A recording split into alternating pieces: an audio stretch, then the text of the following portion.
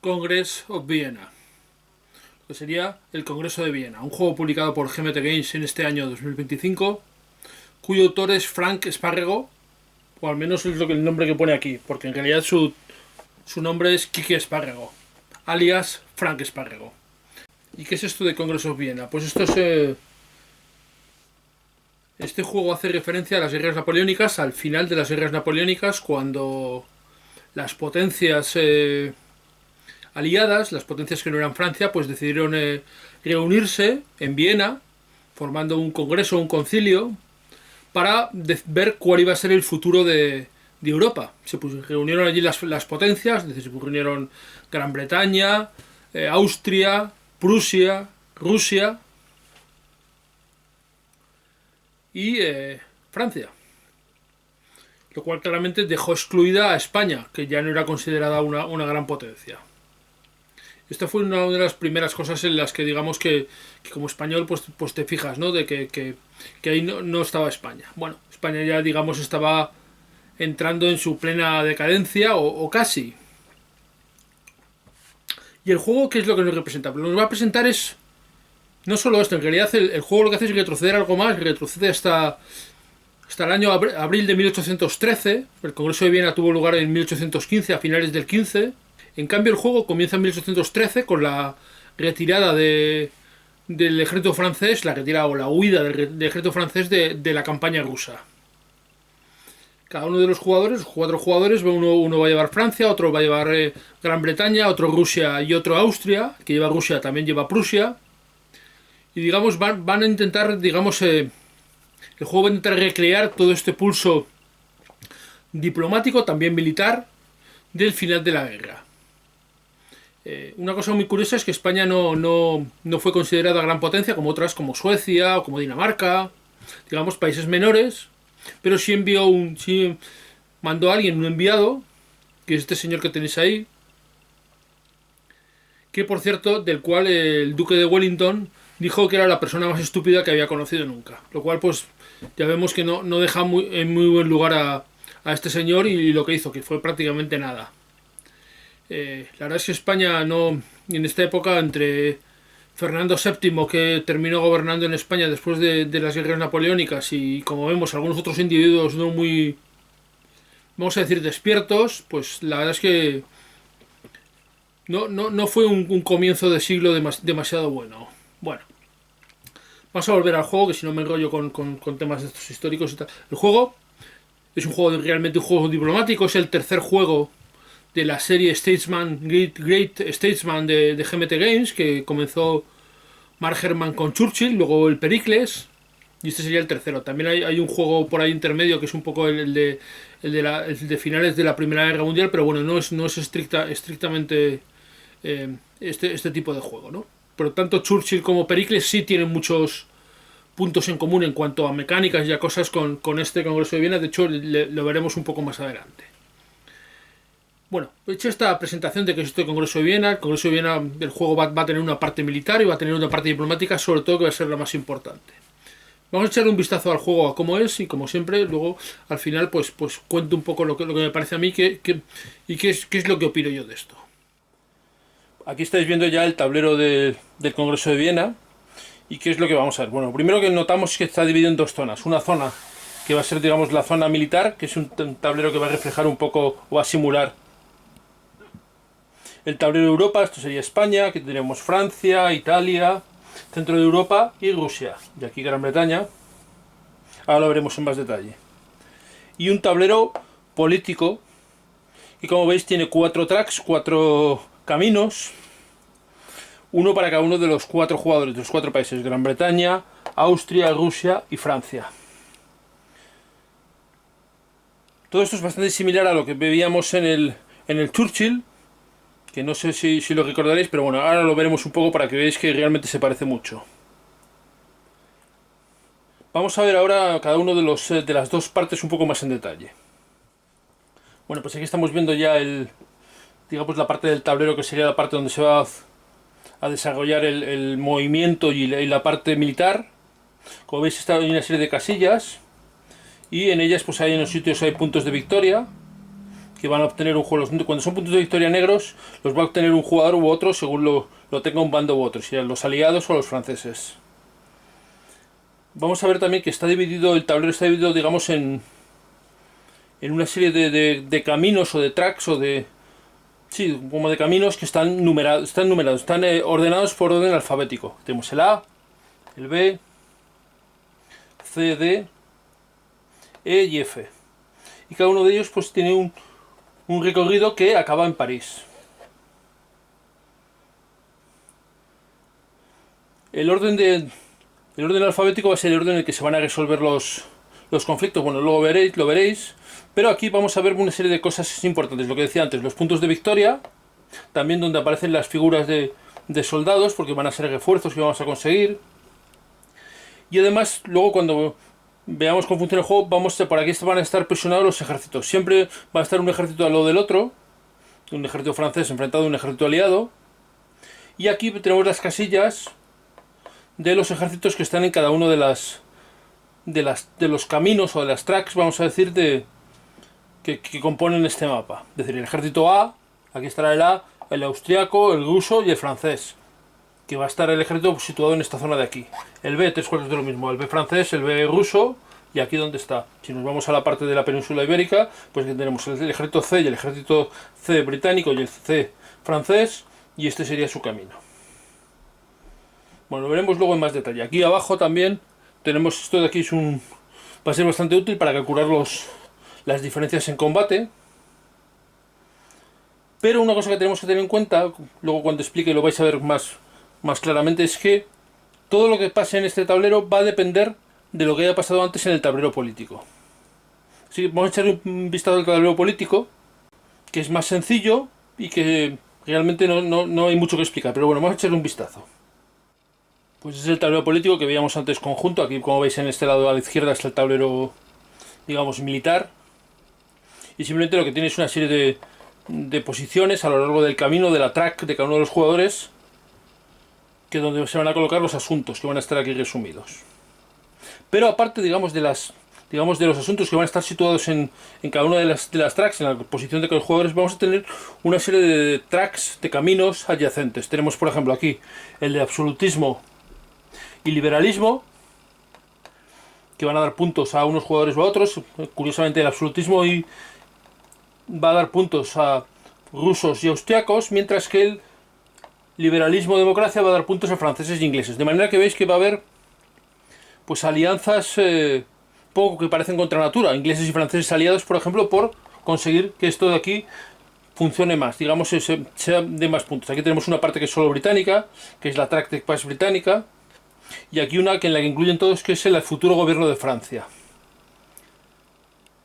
Todas estas tracks, todos estos, igual que todo lo que pasa en el tablero militar, va a depender de dónde se coloquen los asuntos y qué asuntos. Y todo esto lo hace muy similar al Churchill y lo hace muy similar al Pericles. Lo que pasa es que, a diferencia del Churchill, aquí los jugadores no pelean contra un enemigo automático, como es en el Churchill el eje, digamos, japoneses y alemanes e italianos. Aquí luchan unos contra otros, se enfrentan unos a otros. Básicamente, el francés contra los otros jugadores. Y esto pues hace que el juego tenga otra dimensión y otro interés. Vamos a ver brevemente qué parecidos y qué diferencias tiene con Churchill y Pericles. Pues como veis, en realidad esta zona, la zona política del Congreso de Viena y la política de Churchill se parecen.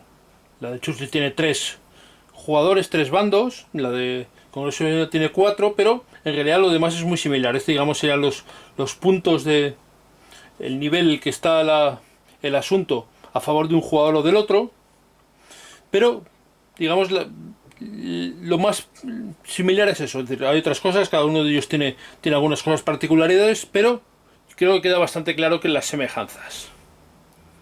Y lo mismo pasaría con el tablero digamos, de ejércitos.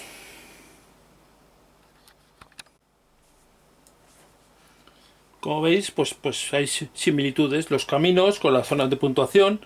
En el Churchill pues tenemos el de Europa y el del Pacífico, pero vemos los puntos de victoria donde están. Aquí también los vemos.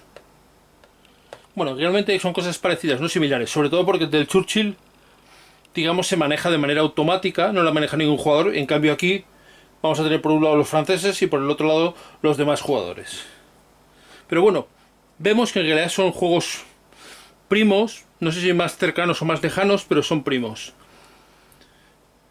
Pero vamos a ver que a lo largo de esta reseña, vamos a ver qué cosas, en mi opinión al menos, hacen que el Congreso de Viena sea mejor, o al menos más disfrutable, o al menos a mí me lo parece, que Churchill. Porque tiene sus motivos. Bueno, vamos a seguir viendo cosas del juego y luego al final de, como siempre hago, hablaré un poco de lo que me parece a mí y qué cosas son diferentes y qué cosas son mejores. Bueno, un poco de conclusiones. Lo haremos luego. Bueno, pues aquí tenemos las fichas del juego. Estas fichas grandes, rectangulares, son los ejércitos que se van a colocar en el tablero, cada uno en su track. Veis que cada uno de ellos tiene una letra que hace referencia a dónde ese ejército va a avanzar o va a defender. Luego tenemos los cubitos, que van a ser los puntos de tropas de cada uno de los ejércitos. Y que tenemos los diferentes colores, pues representan: los blancos son austriacos, los verdes son rusos, los verdes claros serían suecos y los negros serían prusianos. Los franceses son los azules oscuros y los azules claros van a ser tropas norteamericanas de la rebelión en Estados Unidos.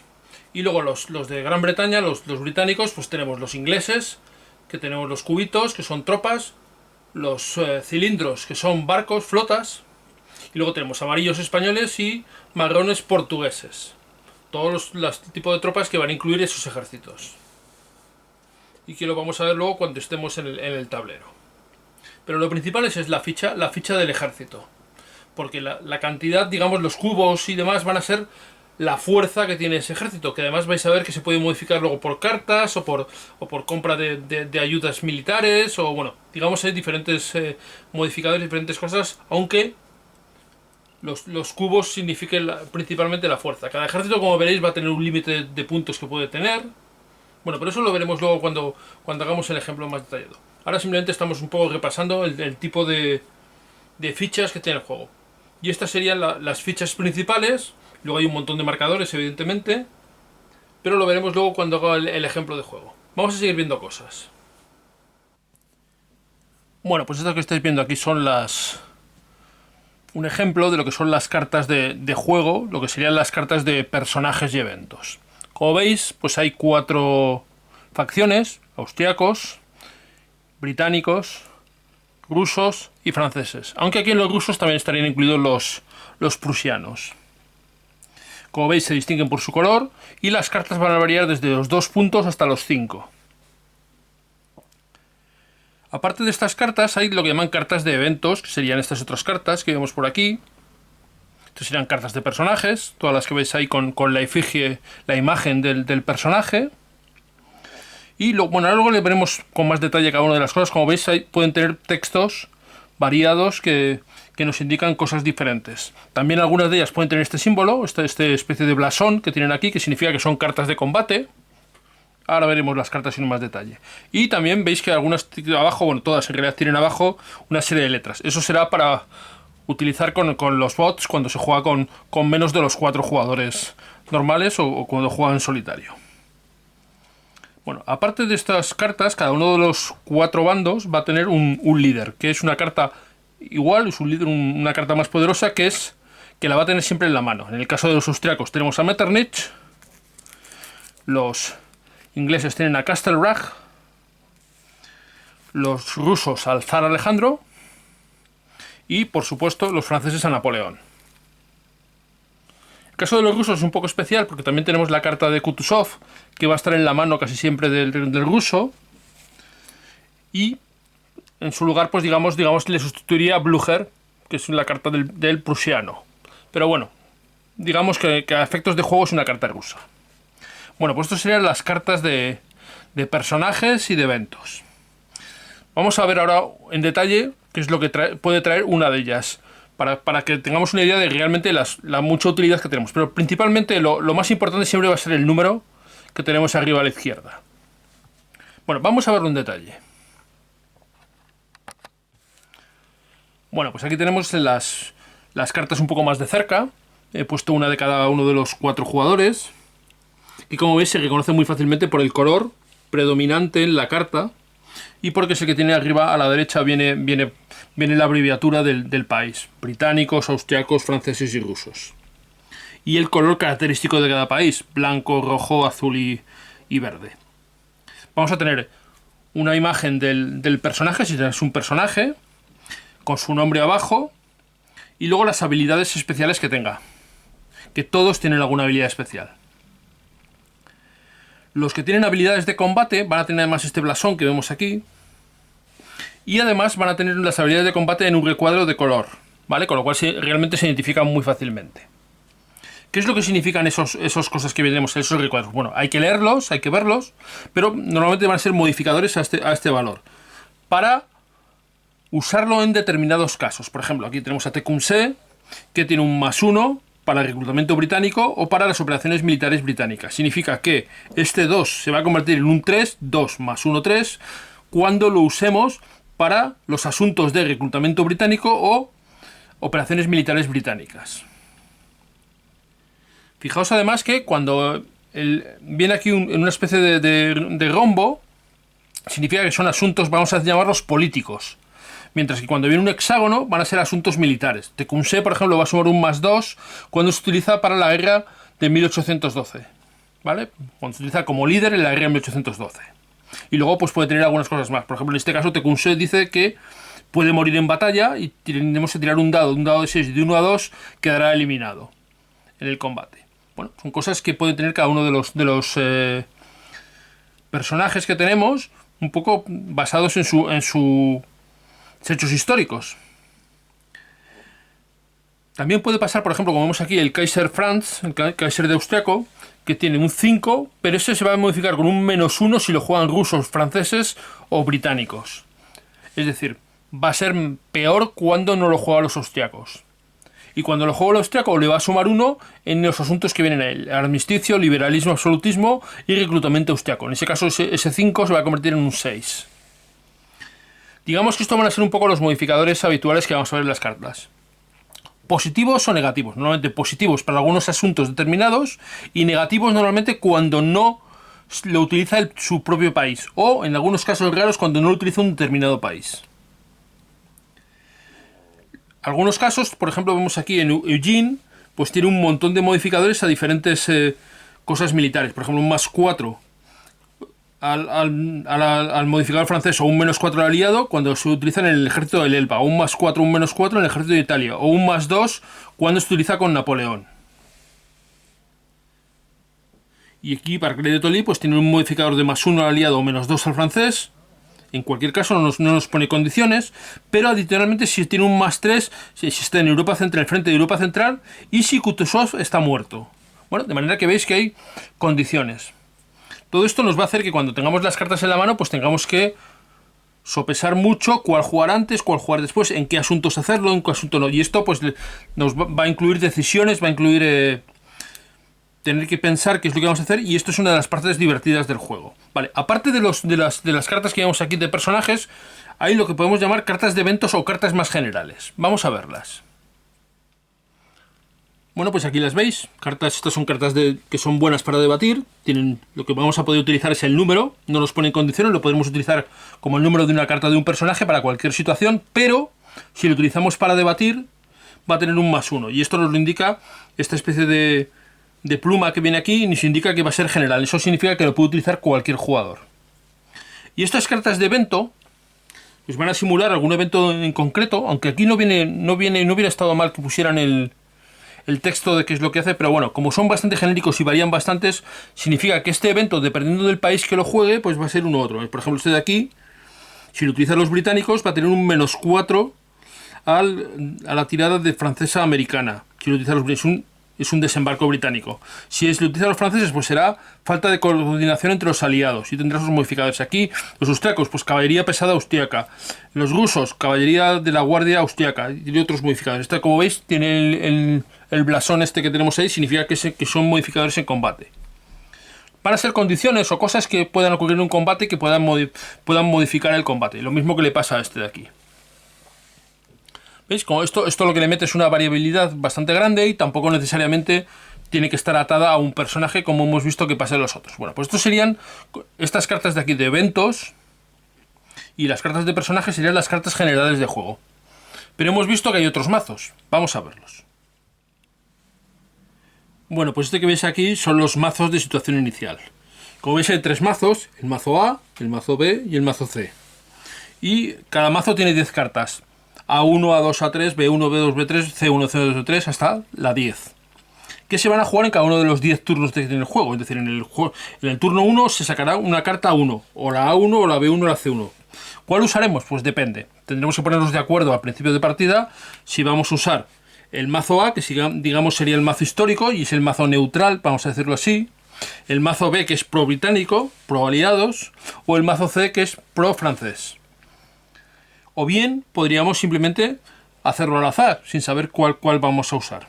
Se mezclarían las 3 cartas del A y sacaríamos una al azar en el turno 1. Las 3 cartas del número 1, no del A.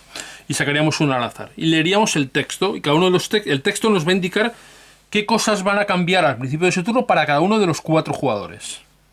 Entonces, por ejemplo, tenemos aquí el A1 del marzo-abril de 1813, digamos, el que sería el mazo histórico, es Rusia invade Polonia y ocupa Prusia. Se coloca ambos marcadores de operaciones militares rusas a distancia de 2 en la track nacional rusa. Y se saca la carta de Blücher y se le da al ruso. ¿Vale? Por ejemplo, si fuera el pro británico, igual a distancia de 3 en lugar de distancia de 2. Y si fuera el francés, pues sería parecido, a distancia de 2. Pero además el ruso tiene que hacer una tirada para ver si Blücher está muerto o no está muerto. Bueno, como veis, pues puede haber algunas cosas diferentes, ¿vale? Ya digo que este sería, digamos, el histórico, o vamos a llamarlo neutral. Este de aquí sería el pro británico y este sería el pro francés. Aquí cada uno, pues ya decidiendo un poco de cómo quiera jugar o de la experiencia que tengan los jugadores, pues puede elegir un mazo u otro o hacerlo al azar. Bueno, esto lo que hace es, digamos, poner una situación histórica o acercar un poco la situación histórica a los jugadores de lo que históricamente ocurrió. Aunque los jugadores vayan desarrollando a lo largo de la partida su propio camino, su propia historia, pero esto, digamos, nos va a llevar un poquito o va a marcar un poco unos puntos de contacto con la situación histórica o con la posible situación histórica. Así que este sería el segundo mazo de cartas. Y luego tenemos un tercer mazo de cartas que se va a utilizar mucho menos, que vamos a ver ahora. Bueno, y esta que tenéis aquí son las cartas de handicap. Estas cartas de handicap se las van a dar al jugador que pensemos que necesita tener un handicap, es decir, que necesite una ayuda para equilibrar un poco su desarrollo durante la partida. Normalmente el jugador que sea más inexperto o el jugador que le vaya yendo peor, si queréis igualar un poco la partida, pero bueno, en principio supongo que será para cuando se juega con un jugador menos experto. El jugador este menos experto, pues para robar, por ejemplo, podría robar 2 cartas y elegir quedarse con una y jugarla. Y esta carta pues le va a dar alguna pequeña ventaja para equilibrar un poco la partida.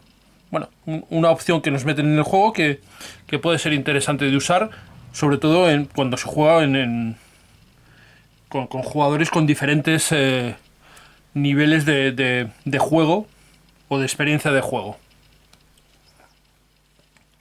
Así que esto sería el mazo de handicap. Con esto hemos visto los 3 mazos que hay y lo único que nos ha quedado por ver serían un poco las cartas de los líderes. ¿Qué es lo que tienen diferente a las otras? Bueno, pues tienen aparte de que son mejores, bueno, tienen unos pequeños detalles. Vamos a verlo. Bueno, pues aquí tenéis las cartas de los 4 líderes de los países, ¿veis? Pone aquí claramente líder ruso, líder británico, líder austriaco y líder francés. Como veis, pues una de las cosas claras que se ve es que tanto el zar como Napoleón pues son de 7 puntos, que son muchos puntos, y luego tienen habilidades bastante potentes todos. Una cosa que llama la atención al principio es que el líder inglés es Castlebragg, no lo que podríamos imaginar Wellington. Bueno, Wellington es un líder militar y es muy bueno militarmente, pero no es el comandante no sería el líder de los británicos. Lo mismo pasaría un poco con Metternich. Al no haber un líder militar claro en el caso de los austriacos, pues tampoco sobresale el Kaiser. Bueno, como veis, pues realmente son líderes con muchas habilidades, con muchas cosas, y lo único que sobresale es que son cartas que los jugadores van a tener todos los turnos en la mano, van a poder usar todos los turnos, y además cuando se utilicen para poner en un asunto en una posición, no van a poder ser debatidos, salvo que lo debata otro de los 4 líderes. Bueno, esto lo veremos cuando explique un poco cómo funciona el tema de los asuntos y los debates, pero bueno, de momento con esto ya los que hayáis jugado al Churchill, pues os podéis imaginar que funciona parecido a los líderes que hay en el Churchill. Bueno, una vez vistas las cartas, vamos a ver cómo se comporta el juego y cómo funciona ya el juego también usando el tablero que hemos visto antes.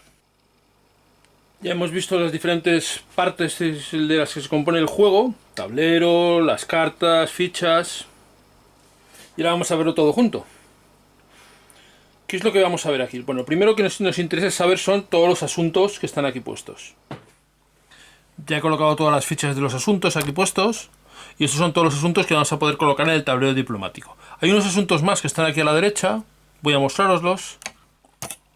No van a estar disponibles al principio. Y no van a estar disponibles hasta que no se juegue esta ficha de aquí, del armisticio. Eso significa que Rusia firmaría un armisticio con Francia y podrían entrar todas estas fichas de aquí, que sería, por ejemplo, la entrada de nuevo en guerra con Austria. De hecho, aquí veis están las operaciones militares de Austria. Bueno, ¿qué es lo que tenemos aquí de asuntos? Bueno, pues tenemos... Todos los países tienen operaciones militares. Veis aquí la rusa, inglesa y francesa, y aquí están las austriacas que entrarán después, cuando entre el armisticio Rusia y declare la guerra a Austria, que declara la guerra con esta ficha de aquí. Tenemos también el reclutamiento de tropas de cada uno de los países, de los 4.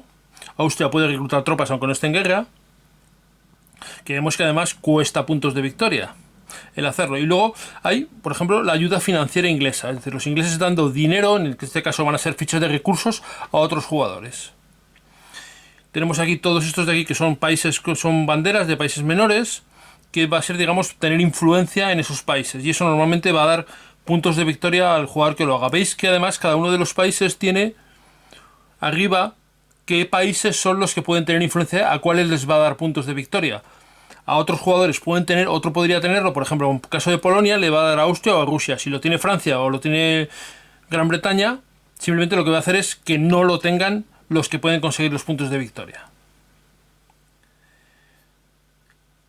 Bueno, pues cada uno de los asuntos se va a resolver en un momento determinado. Veis también además que tienen un número arriba a la derecha, algunos de ellos el romano, 1, 2 o 3, que digamos es el nivel de prioridad que tienen. Los de nivel 1, los 1 se tienen que resolver primero. Y además, una cosa que tiene curiosa en este juego es que cada asunto para resolverse debe estar apoyado por un recurso. Es decir, tienes que gastarte un recurso para que ese asunto, digamos, tenga efecto. Si no te lo gastas, no tendrá efecto. Y la prioridad del gasto es la que te indica estos números en romanos que tienes ahí. Entonces, si un jugador tiene la ayuda, tiene por ejemplo las operaciones militares y tiene el Tratado de Gante, primero tendrá que pagar el Tratado de Gante y luego las operaciones militares. Digamos, hay una prioridad. Y eso es lo único que nos indica esos números romanos que están arriba a la derecha del marcador.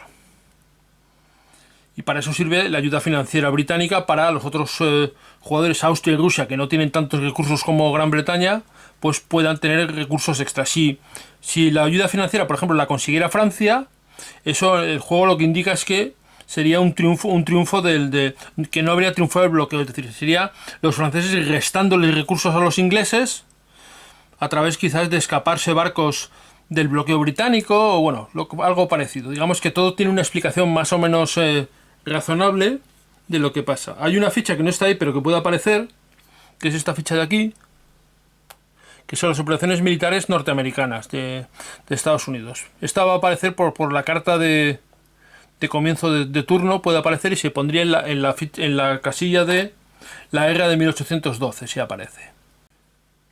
Todos estos asuntos vienen explicados por detrás en uno de los libretos de juego, el libreto de comienzo rápido de partida. Por detrás vienen todos los asuntos explicados. Os voy a enseñar un momento para que lo veáis. ¿Veis? Esta es la parte trasera de este libro de reglas, del Quick Start Rule Summary, digamos del comienzo de reglas, el sumario de reglas de empiece rápido, y por detrás nos viene cada uno de los asuntos, nos va a indicar cuándo se juega y qué es lo que hace, porque hay algunos asuntos especiales. Pero bueno, digamos que ahí nos va a indicar qué es lo que, si nos va a dar puntos de victoria o no, qué reglas hacen referencia a él, efectos, otras reglas para jugarlo. Viene realmente mucho detalle. Eso es una cosa que quiero subrayar en general en el juego. El juego tiene unas reglas que a mí me han parecido muy bien hechas, muy bien implementadas, muy bien redactadas para que uno se entere de cómo funciona el juego. Es algo que comentaré al final, pero bueno, no quería dejar que se me pase. Y esto, las ayudas, y esta es una de las ayudas de juego, forman parte de esta implementación, de esta creación de reglas bien hechas y para facilitar el aprendizaje y, digamos, la jugabilidad del propio juego. Todos estos asuntos se irán poniendo aquí en diferentes posiciones y su creación, su desarrollo y su implementación es lo que va a hacer que sucedan cosas en el tablero. Sucedan aquí en el tablero de combate, el tablero de operaciones militares y también en otras tracks, en las diferentes tracks que tenemos de Pax Británica, de situación de Francia, situación de liberalismo, absolutismo. Todo eso va a depender de los asuntos. Y para ver lo que hay, porque claro, realmente hay muchos asuntos, todos estos de aquí al principio, y todos estos otros de aquí que se van a añadir después, de que sea el armisticio, que es un asunto especial.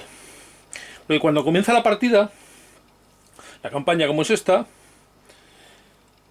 Austria está en paz con Francia, están en guerra Gran Bretaña y Rusia, pero Austria está en paz. Eso significa que el jugador austriaco tiene aquí restringidas sus operaciones militares, y diferentes cosas, el Congreso de Paz y diferentes cosas están digamos restringidas, no las va a poder implementar. Y van a abrir puertas a otras cosas, por ejemplo, cuando se juegue el armisticio, se van a poder jugar esta parte de aquí. Bueno, la verdad es que el juego viene con mucho detalle y muchas cosas. Por ejemplo, aquí tenemos en esta hoja de ayuda, pues tenemos aquí la secuencia de juego que viene muy detallada, con todas las tablas y cosas que por detrás tenemos, los modificadores al dado en combate. Tenemos abajo aquí pues todas las unidades de reemplazo cuando se reciben. Bueno, realmente esta hoja de ayudas es muy útil, extremadamente útil. Pero además de esto tenemos un pequeño librito que es este de aquí, el Quick Start Rule Summary, digamos el sumario de reglas de comienzo rápido, pero aparte de que poder, digamos, comenzar una partida rápidamente, que es lo que te explica aquí en estas páginas que viene aquí, lo que tiene es un resumen de cada uno de los asuntos, que lo tenemos por detrás. Todo esto de aquí son los asuntos, cuáles son sus consecuencias, sus efectos, y esto viene muy bien, sobre todo cuando no conoces los asuntos, pues para enterarte cada uno qué es lo que vale y valorar qué es lo que te va a interesar o no te va a interesar. La verdad es que el reglamento de este juego está muy bien hecho.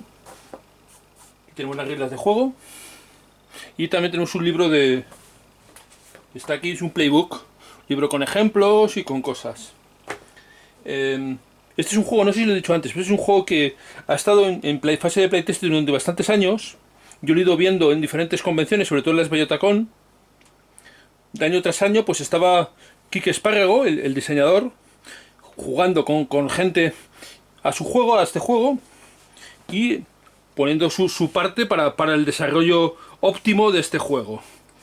La verdad es que yo no me he querido unir, nunca me uno a los playtesting precisamente porque lo que me interesa es ver el juego una vez publicado y ver si el diseñador ha sido capaz de transmitir sus conocimientos o cómo funciona su juego en el reglamento, porque al final para mí sería fácil ir y decirle a los diseñadores que me explicaran los juegos, pero eso es algo que no vais a poder hacer la gente que no tenga contacto directo con el diseñador.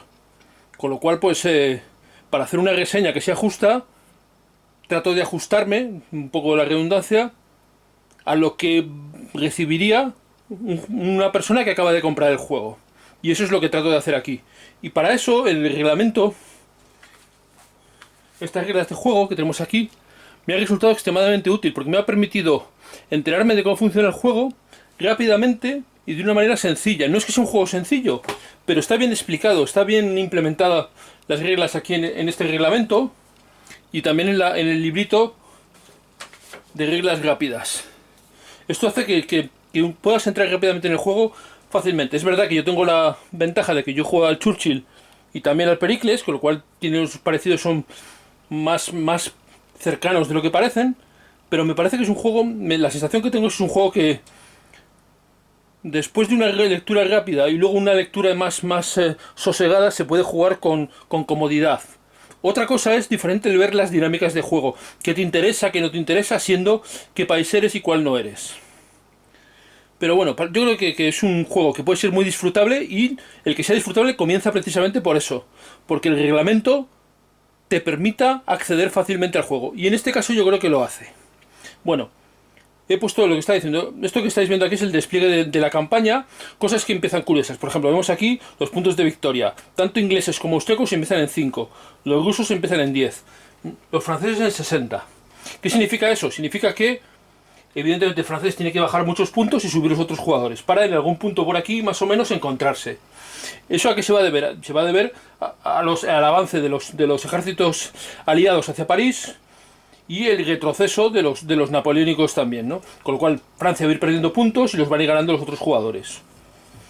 Cada vez que se entre en las casillas que os he mostrado antes en el tablero de puntos, se van a ir sumando y se van a ir restando. También se van a sumar puntos por ganar la fase diplomática.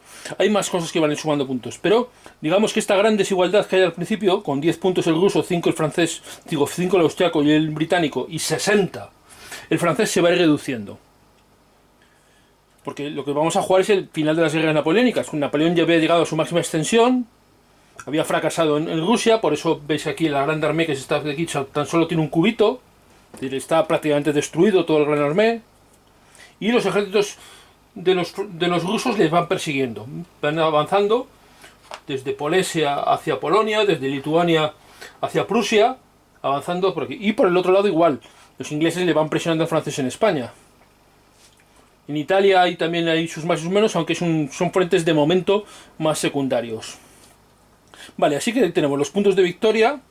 Y luego tenemos aquí las cartas que va a tener cada jugador. El francés comienza con 15, el británico con 12, 11 el austriaco y 10 el ruso. Eso también va a ir variando, como hemos visto antes, por las posiciones cuando se vayan entrando en los sitios donde hay cartas. Unos irán perdiendo y otros irán ganando. Esto irá haciendo que poco a poco vaya habiendo un vuelco, tanto en puntos de victoria como en cartas en la mano. Y además las cartas van a hacer que ese vuelco sea más pronunciado. El francés tiene que intentar conservar la mayoría de puntos que pueda, y los otros tienen que intentar ganar, reduciéndose a los francés lo primero y luego compitiendo entre ellos, lo cual hace realmente interesante el juego. Bueno, dicho esto, comenzaríamos el primer turno. Vamos a ver la secuencia de juego. La secuencia de juego la tenemos aquí también en estas ayudas, y vemos ahí que lo primero que tenemos es una fase inicial, en la cual se roba una carta de situación, que son las cartas que hemos visto antes, que hay 3 mazos, el mazo, digamos, A, el B y el C. Pues tendríamos que haber escogido uno de ellos y sacaríamos una carta al azar. Vamos a, para hacer este ejemplo de cómo se juega, voy a imaginar que cogemos el normal, el mazo A. Entonces cogeríamos la carta A1 y leeríamos qué es lo que nos dice. Bueno, pues ahí tenemos la carta A1. Voy a leer lo que dice y vamos a ir haciéndolo, para que veáis un poco cómo estas cartas de situación van a hacer, digamos, como un comienzo de cada turno, con algunas situaciones ya dadas, sobre todo aquí en el tablero de asuntos políticos. ¿Qué es lo que nos dice? Lo primero que nos dice: Rusia invade Polonia y ocupa Prusia. Dice, coloca 2 fichas de operaciones militares rusas a distancia 2 en la track rusa. De manera que cogemos las 2 operaciones militares rusas que están aquí y las ponemos a distancia 2, es decir, en la casilla 2 rusa. Y además dice, roba la carta de Blücher, que es el general más importante de los prusianos, y pone en la mano del ruso. Y se pone en la mano. En este punto los jugadores todavía no han robado cartas, de manera que cogeríamos en el mazo, que aquí tenéis todo el mazo de cartas, y buscaríamos a Blücher. Voy a buscarlo y ponérsela a la mano del ruso. ¿Vale? De manera que aquí tenemos la carta de Blücher, y la va a tener el ruso, la voy a poner aquí, la va a tener el ruso. Otra carta que va a tener el ruso siempre al principio, si está vivo, es Kutuzov, esta carta de aquí. De manera que Kutuzov también comenzaría en la mano del ruso. Kutuzov sí va a contar para el límite de cartas, para las 10 cartas que puede tener el ruso. Pero Blücher no. De manera que el ruso aquí tendría una carta, habría que sumarle 9 cartas más. Repartiríamos al azar 9 cartas. Y ahora es lo que voy a hacer con los demás. Pero antes vamos a seguir leyendo lo que dice la carta de situación inicial. Para el austriaco dice, Austria comienza su movilización, coloca una ficha de reclutamiento en la tabla de negociación. Y ningún jugador puede jugar el armisticio. Es decir, esta ficha de aquí, el armisticio, que es la que cuando se desbloquea todas estas fichas de aquí, no se va a poder jugar en el primer turno. Pero sí vamos a colocar la ficha de reclutamiento aquí en medio, austriaco. Ponemos ahí. Seguimos leyendo. Los británicos, dice, Gran Bretaña acuerda un ejército con Rusia y Prusia. Dice, coloca una ayuda financiera en el 1 de los rusos, de la casilla rusa. Y también manda barcos a América. Coloca una flota sin coste en la casilla de 1812. Es decir, vamos a colocar una ayuda financiera inglesa aquí en el 1 al ruso. Es decir, el inglés le está prestando o quiere prestarle dinero al ruso. Y un barco de aquí de la reserva se va a colocar en la casilla de 1812. Envían barcos, los ingleses envían barcos aquí. Y nos quedaría el texto del francés, que como veis es el más abundante. Dice, Napoleón comienza la creación de un nuevo gran armée, un gran ejército. Coloca en París una unidad francesa sin coste. Cogeríamos una unidad francesa, cogeríamos un cubito francés de aquí, que lejos está, y lo pondríamos en París. Eso significa que luego desde París van a pasar a otros ejércitos. Seguimos leyendo el texto que nos dice aquí la carta. Y coloca el reclutamiento francés y Suecia en guerra en el 1 en la casilla 1 de la track francesa. De manera que colocamos Suecia en guerra, que es esta ficha, aquí. Y un reclutamiento francés, también aquí. Porque se está reconstruyendo el ejército y van a intentar aliarse además con los suecos. Y luego seguimos leyendo. Dice, coloca operaciones militares americanas en la casilla de 1812. Vale, esa es la ficha que os decía, que no se coloca aquí el asunto, pero que muchas veces aparece aquí.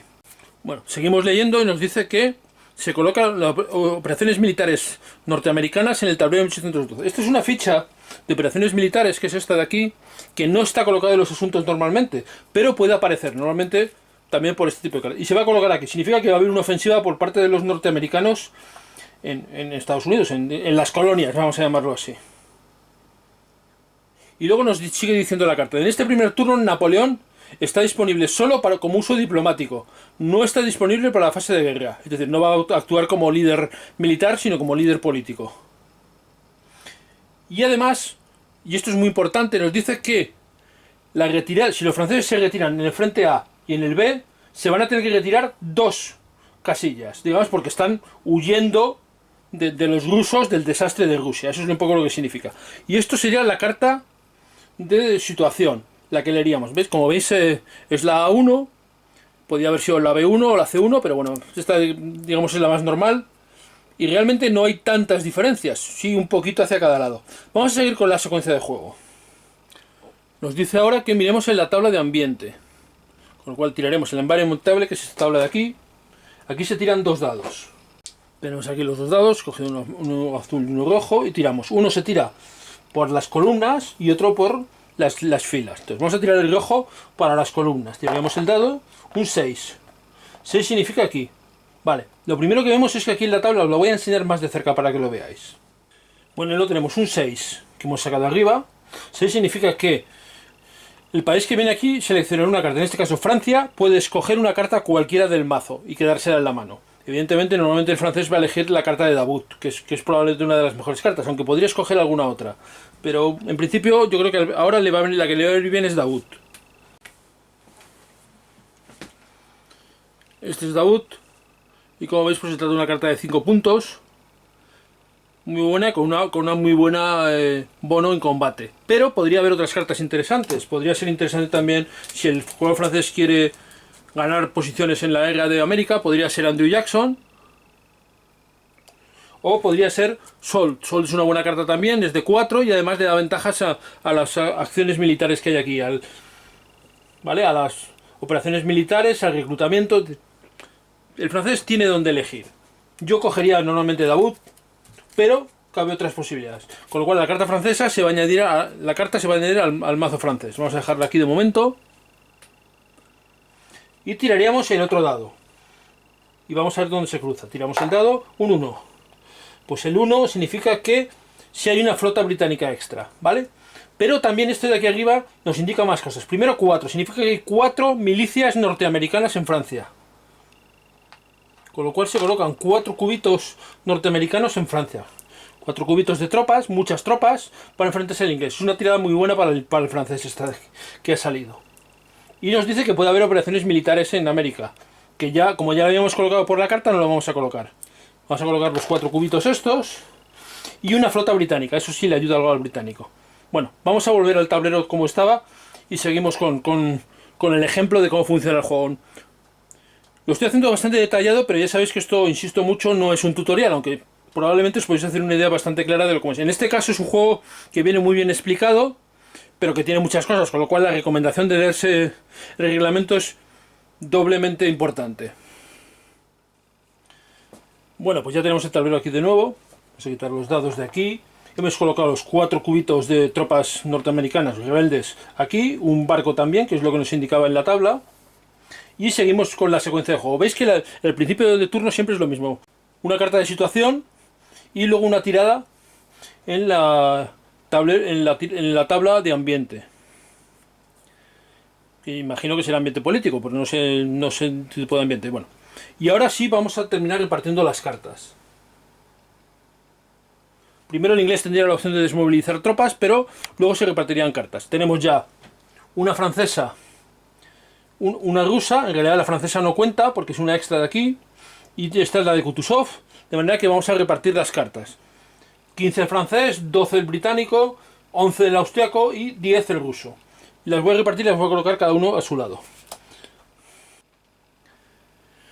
Bueno, pues ya están ahí todas las cartas repartidas. Y como veis, pues realmente hay muchas. Es una de las cosas que tiene el juego, es que realmente hay muchas cartas. Y seguiríamos con la secuencia de juego. Ya hemos hecho la fase de selección de cartas y de preparar los mazos. Y ahora viene la selección de asuntos. ¿Cómo va a funcionar esto? Selección de asuntos. Cada jugador va a escoger una carta de su mano. Y aquel jugador que tenga la carta más alta será el que escogerá un asunto. Y además lo va a colocar en su track, en su camino. En caso de empate, cada uno de los países tiene una habilidad especial. La del inglés es que el británico es que en caso de empate decide el británico. Vale, una cosa importante es que la carta que usemos ahora se va a perder, solo se va a usar para eso y solo va a contar el número de arriba. Así que cada jugador tiene que decidir qué carta usar. Los jugadores tienen esas cartas y también tienen la carta de su líder nacional, que no lo he puesto aquí, pero también tendrían disponible el líder nacional. Cada jugador escoge una carta, voy a hacerlo de una manera rápida y seguimos con la secuencia de juego.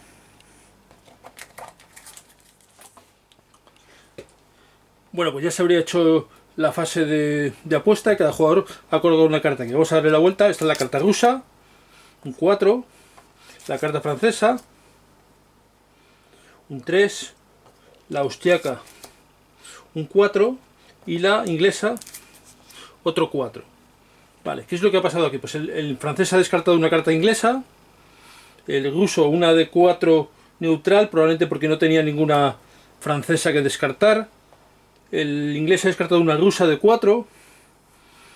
Puede ser que no tuviera alguna francesa. Normalmente descartarte de una carta del otro juego, del bando contrario, suele ser buena idea, que es lo que ha hecho por ejemplo aquí el austriaco, descartándose a Fouché. ¿Por qué? Porque como vais a ver luego se pueden intentar intercambiar cartas para conseguir cartas de tu país que tenga otro jugador. Y el francés además te puede obligar a hacerlo, con lo cual es especialmente interesante para los aliados el deshacerse de cartas buenas francesas. En este caso Fouché, por ejemplo. Como son 4, si es un empate, el inglés decide quién desempata. Y evidentemente decide que desempata a él. Con lo cual el 4 sería el inglés el que ganaría. Estas cartas van al descarte. El descarte está aquí. Voy a dejar las cartas estas de cada jugador un poquito aquí más lejos. Vale. ¿Y el inglés qué es lo que haría? Pues podría escoger como la carta que jugó, la más alta, la que jugó es un 4, y la más baja que se ha jugado es un 3. La más baja que se jugó es un 3, la diferencia es 1, con lo cual puede escoger un asunto y colocarlo en la posición 1 del francés. Del inglés, perdón. ¿Qué cosa puede coger? Pues por ejemplo el inglés lo que puede hacer es conseguir una operación militar y ponerla en el 1 del inglés, ponerla aquí, por ejemplo, comenzar ahí. Y ahora por orden, comenzando el inglés tendría este peón que marca el jugador inicial. Y comenzaría jugando primero el inglés, luego el austriaco, luego el francés y luego el ruso. Se iría jugando así, cada uno de ellos irían decidiendo diferentes asuntos. Como ya sabemos quién comienza el inglés, pues colocaríamos aquí estos marcadores para indicarnos qué jugador va jugando a cada ronda, porque van a ser 6 rondas de negociación diplomática. Entonces, el primer jugador que comienza jugando es el que está a la izquierda del jugador inicial. En este caso sería el austriaco. Colocaríamos el austriaco, después el francés, luego el ruso y finalmente el inglés.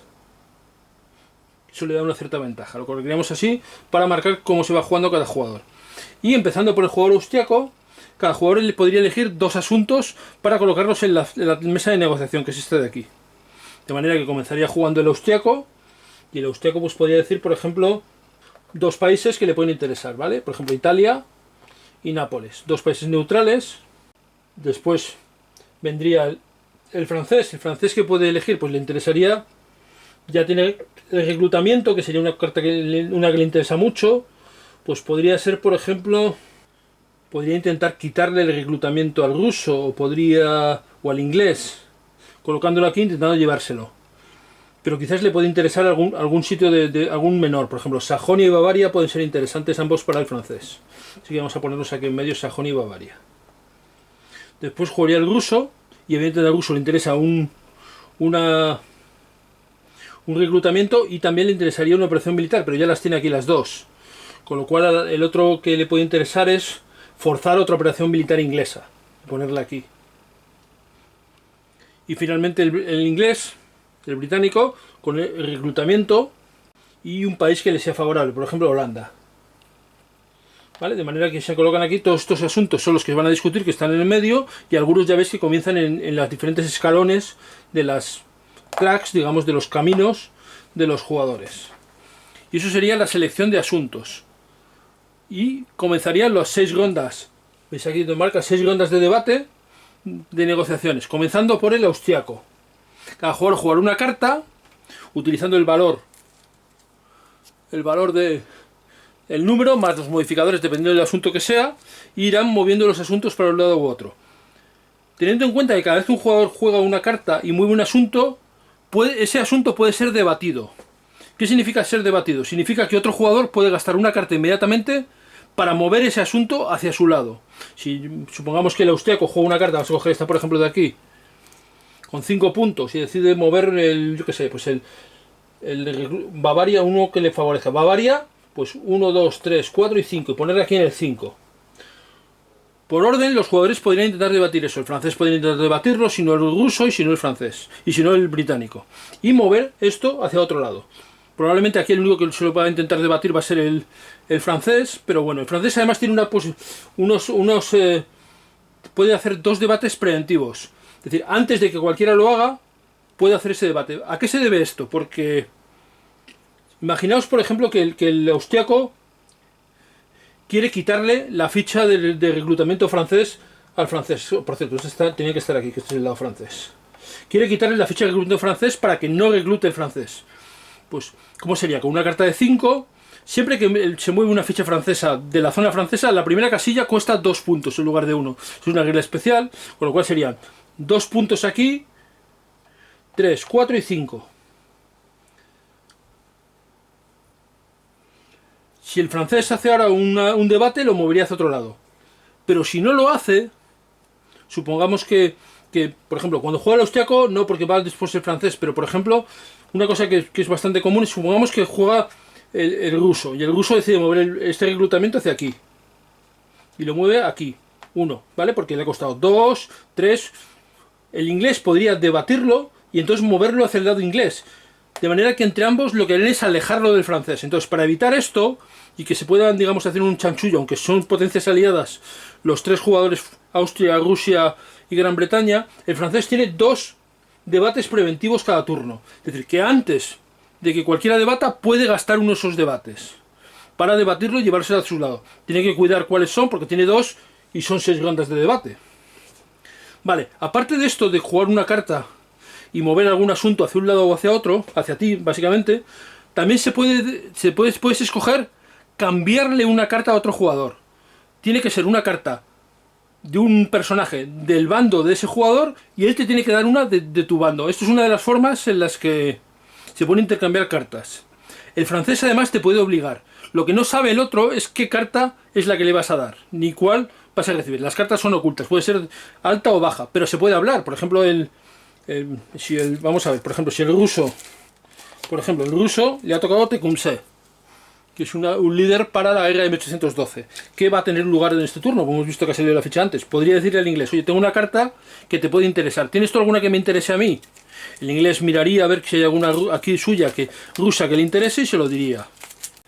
Y, bueno, tengo una que sea la chef, no le puedo decir cuál es, tengo una que te puede interesar. Y podrían intercambiarlo. Eso gastaría la ronda de debate, ojo. Pero se haría. Al principio la verdad es que es algo interesante. Por ejemplo, si al inglés no le ha salido Wellington y alguno de los otros jugadores tiene Wellington, puede ser muy bueno que el inglés tenga Wellington. En este caso, según he ido repartiendo, Wellington se ha debido quedar en el mazo, no ha salido, con lo cual nadie lo tiene. Pero claro, los jugadores no lo saben realmente. Así que esto se iba haciendo una vez tras otra. Cada vez que un jugador debata, se va a colocar una ficha de debate. Eso significa que el turno siguiente va a poder pasar. ¿Por qué? Porque cada jugador va a poder jugar 6 rondas solo. Y puedes quedarte sin cartas. Bueno, pues esta es la forma en la que se va haciendo el debate. Esto es prácticamente idéntico al debate del Churchill. Y a la cosa política del Churchill. Se van haciendo los asuntos, se irán moviendo y al final de 6 rondas, los asuntos que queden en cada track de cada jugador serán los propios. El jugador que tenga más asuntos será el ganador de la fase diplomática. Y eso le va a dar puntos de victoria. Un punto si es Austria, Gran Bretaña o Francia o Rusia. Y me parece que 3 puntos si es Francia. Pasa un poco parecido al Churchill. En el Churchill, si ganaba Rusia, era el que ganaba más puntos. Si ganaba Inglaterra o Estados Unidos, ganaban menos puntos. En eso se parece.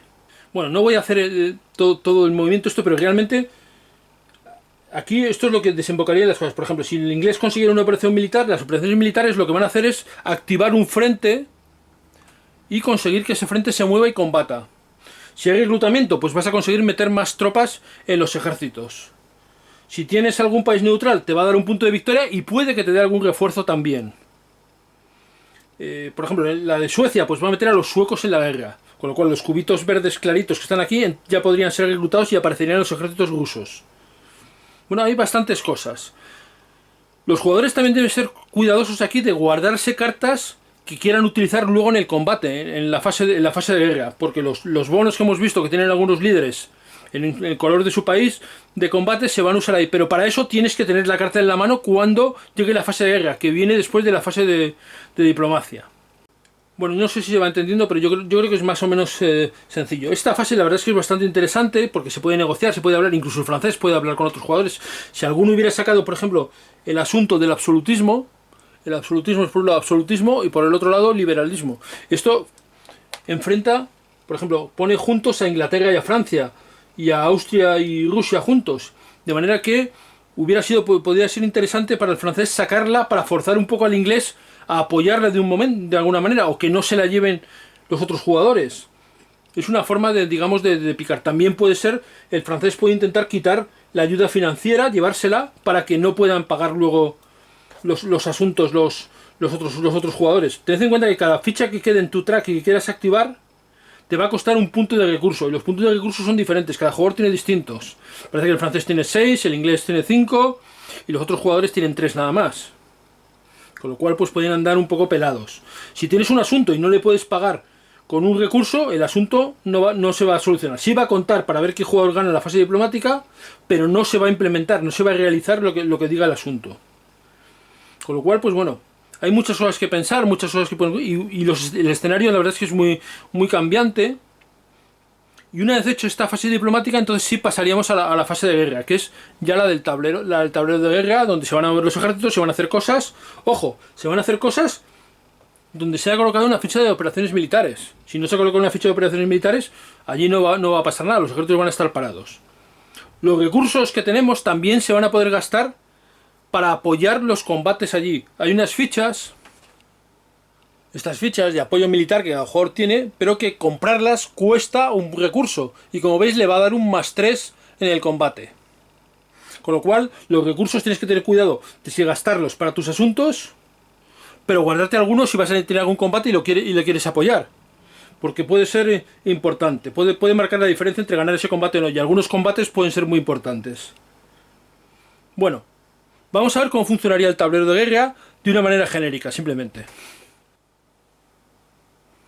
Bueno, vamos a suponer que los británicos han conseguido una operación militar y la ponen aquí, para atacar con el ejército de Portugal al ejército de España. ¿Cómo sería ese combate? Bueno, lo primero, necesitamos que haya una operación militar de alguno de los dos bandos. Puede haber incluso de los dos bandos, habría dos combates. Lo que pasa es que el que utiliza la operación militar es el atacante, y otro es el defensor. Eso es importante porque el terreno, si hay terreno, veis aquí una montañita, va a ayudar al defensor, no al atacante. Vale, ¿cómo se calcularía el combate? Pues veríamos el ejército de Portugal, ¿cuántas tropas tiene? 8, así que empezaría este peón en el 8. Y el ejército de España francés tiene 6. ¿Han jugado alguno? Podrían algunos haber jugado un apoyo militar, como he dicho antes. Lo normal es que lo hubieran jugado. El británico un apoyo militar y el francés también podría haber jugado un apoyo militar. Eso sumaría 3 puntos más a cada uno. Serían 9 y este sería 11. ¿Veis que se va marcando? Esta track de aquí es para eso, para ir marcando la posición en la que queda el combate. Y ahora ambos jugadores podrían jugar cartas de líderes militares que apoyaran ese combate. Y esto sería en secreto. Cada jugador diría, pues voy a jugar una carta, voy a jugar dos. Primero el atacante y luego el defensor. En este caso el atacante es el inglés, así que veríamos si el inglés tiene alguna carta que le pueda sumar ahí. Vamos a verlo. Bueno, lo cierto es que el inglés va bastante justo y la única carta que tiene es castaños, que puede darle un +1 si hay unidades españolas. En este caso hay unidades españolas, le daría un +1. La pondríamos ahí en secreto y veríamos que tiene el francés. Esto puede ser peligroso porque, claro, al no haber salido los líderes buenos militares ingleses, puede tener problemas. Esto es unas cosas que podría haber intentado solucionar el inglés. Haber hablado con el austriaco y con el ruso y decir, oye, ¿tenéis algún líder bueno para mí?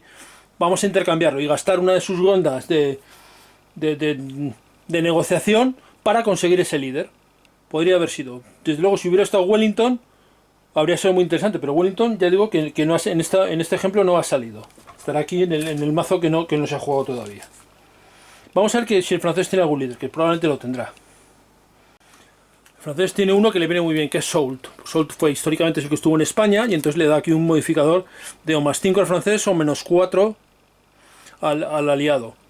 En España, o en Gascuña, o en Toulouse. Es decir, en este caso podría ser aplicable. Así que el francés jugaría aquí al sur. Podrían jugar más cartas, realmente, si las tuvieran. Pero vamos a suponer que solo juegan uno, porque es para el ejemplo. Claro, aquí hay una cosa importante, y es que tú tienes que calcular, tienes que saber cuántos combates vas a tener, qué líderes tienes, y tratar de calcular qué líder vas a usar en cada combate. Aquí hemos hecho un combate, pero lo normal es que el francés, por ejemplo, cada turno tenga 3, incluso 4 combates. Puede tener incluso más, si utiliza la guerra de 1812. Con lo cual, pues la cosa se puede complicar. No es tan sencillo, a pesar de que haya muchas cartas. Al principio veis que las cartas se van a utilizar en los debates políticos, son 6, pero luego también en los combates del tablero, con lo cual el tener muchas cartas, por ejemplo 15 cartas que tiene el francés parecen muchas, pero quizás no sean tantas. Y puede que el ruso o el austriaco se lleguen muy justos con 10 cartas. Si hay muchos combates pueden andar muy justos. Bueno, vamos a suponer que este es el combate. Descubrimos la carta inglesa, que vemos que le da un +1. Subimos este de 11 a 12. Y vemos la carta francesa, que puede restar 4 al aliado o sumar 5 al francés. Bueno, vamos a sumar 5. Pasaría de 9 a 14, se pondría aquí. Casi se nos sale de pantalla, pero bueno, ahí está. Lo importante de esta track no es la posición del peón, sino en qué zona está. Esta es la zona de 0 puntos. Esta es la de 1, la de 2, más adelante 3, 4. Porque esas son las bajas que vas a producir. Y va a ganar el jugador que produce más bajas, no el que esté más aquí. Por ejemplo, si esto acabara así, ambos harían una baja al contrario y eso sería un empate. A pesar de que el francés está más arriba. Porque para ganar la batalla tienes que hacerle más bajas. Es decir, cambiar, digamos, de tramo de esa track. Vale, hecho esto, ambos jugadores tirarán 2 dados de 6 y se lo sumarán a su resultado. Y eso nos va a dar el resultado final. De manera que, como veis, también hay un factor interesante de azar. Lo cual a mí me gusta, porque ya sabéis que yo soy muy partidario del azar, porque le da esa emoción que es un añadido extra a los juegos. Así que vamos a hacer una tirada, cada jugador con sus dados, y a ver cómo sería este combate. En principio parece que el jugador francés tiene algo de ventaja porque está 2 casillas por encima. Eso ha sido gracias a Soult, porque tiene más tropas el aliado. Pero Soult ha dado esa ventaja. Como están atacando los ingleses y está peleándose en España, no tienen tropas extra de defensa. Si fuera al revés, sí. Es decir, el terreno te puede ayudar con tropas de defensa. Si estuviera el francés peleando en Francia, sumaría tropas extra. También te puede ayudar el tipo de terreno, si es montaña, si es pantano, o que son los territorios que hay. Sobre todo pantano y montaña me parece que son los que hay. Bueno, tiraríamos los dados. Los azules son los franceses, los rojos los ingleses. Vamos a ver. Pues tenemos una tirada muy pareja, 6 y 7. Con eso va a ganar el francés. Bueno, va a ser un empate, porque si lo vemos son 6, con lo cual el de 14 se va a 20, que se pone en la casilla el 2, y 7, que son del 12 se va al 19, 2. Ambos tendrían 2 bajas. Se quitarían 2 tropas, 2 francesas y 2 aliadas, que puede ser por ejemplo una portuguesa, que ya no hay más fichas portuguesas, y una inglesa, o una portuguesa y una española. Se eliminarían, estos irían aquí a la reserva, y los ingleses y los franceses igual, y al no haber ganado a nadie no habría movimiento. Habría sido el combate y no habría movimiento. Estas fichas se quitarían ya. Si hubiera ganado por ejemplo el inglés, el francés tendría que haber retrocedido y habría avanzado el inglés. Si hubiera ganado el francés no habría retrocedido, porque el que estaba atacando era el inglés. Solo avanza el que está atacando. Vale, bueno, esto es el combate. Como veis es bastante sencillo, pero claro, qué cartas juegas, cómo las juegas, en qué momento, pues tiene mucha importancia. Bueno, con esto yo creo que más o menos tenéis un vistazo, de nuevo insisto, muy por encima de lo que es el juego. 2 fases muy diferenciadas, muy importantes. Fase política, fase de guerra. La fase política en realidad es la fase principal, porque es donde vas a sentar las bases de lo que luego va a pasar aquí. Pero aquí pueden pasar cosas también. Puede haber tiras de azar, puede haber líderes que cambien las situaciones, puede haber bastantes cosas. Y esto lo hace bastante interesante. Y además, y este es uno de los puntos, luego lo hablaré también, que en los que más se diferencia, aquí no estás peleando contra, digamos, un bot o contra un enemigo pasivo, como pasa en el Churchill. Estás peleando contra otro jugador, estás peleando contra el francés o estás peleando contra los otros 3 jugadores.